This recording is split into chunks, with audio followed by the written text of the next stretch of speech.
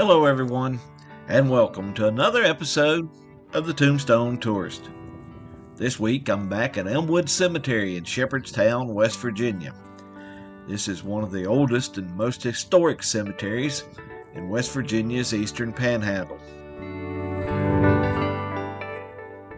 Elmwood got its start back in 1780 when Abraham Shepherd gave the local Presbyterian church an acre of land to create a burying ground. Today, Elmwood is the final resting place of some of the area's early pioneers, including veterans of the Revolutionary War.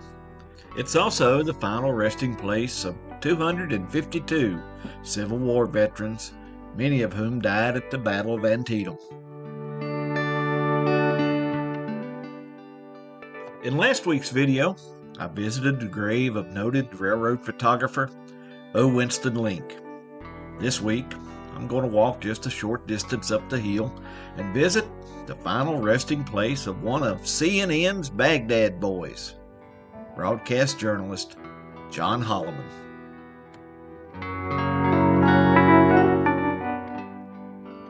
John Emmett Holliman Jr. was born in Thomaston, Georgia on October 23, 1948.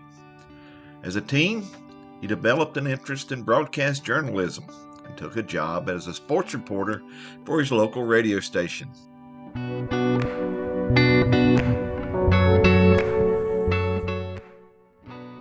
After graduating from high school, he attended 2 years of junior college. He then transferred to the University of Georgia, where he majored in journalism, and he worked with the school's broadcast operations. Upon graduation from Georgia, John took a job as news director for radio station WGAU. John later moved to Atlanta, where he took a job at WSB Radio. WSB was one of the South's largest and most popular radio stations.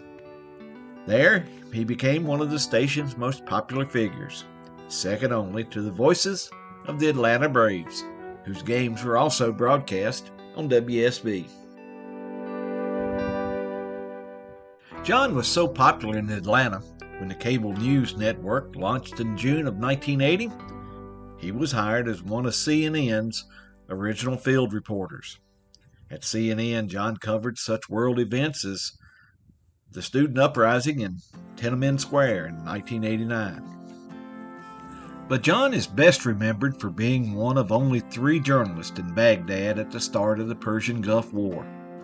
The scene of John Holliman and fellow reporters Bernard Shaw and Peter Arnett broadcasting live from the Al-Rashid Hotel when cruise missiles began exploding outside their hotel room window is one scene that most of us who are old enough to remember will never forget. Bernard Shaw described the scene as, "It feels like we're at the center of hell." Because of their steadfast reporting from the Al-Rashid Hotel, Holliman, Arnett, and Shaw were dubbed the Baghdad Boys. As a result of their reporting from Baghdad, all 3 received the George Foster Peabody Award for Excellence in Journalism.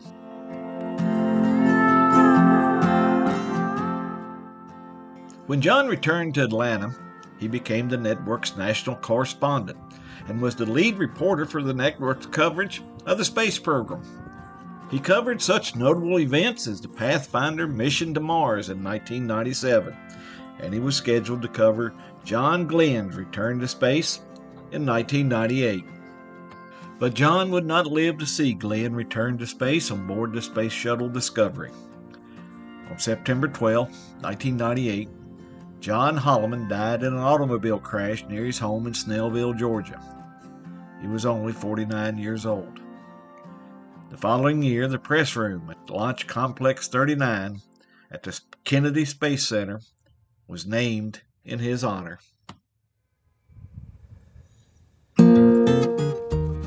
Well, that brings us to the end of this video. If you remember John Holliman and those Baghdad broadcasts, I hope you'll share your memories with us in the comments. And if you enjoy my videos, I hope that if you haven't already done so, that you'll consider subscribing to my channel.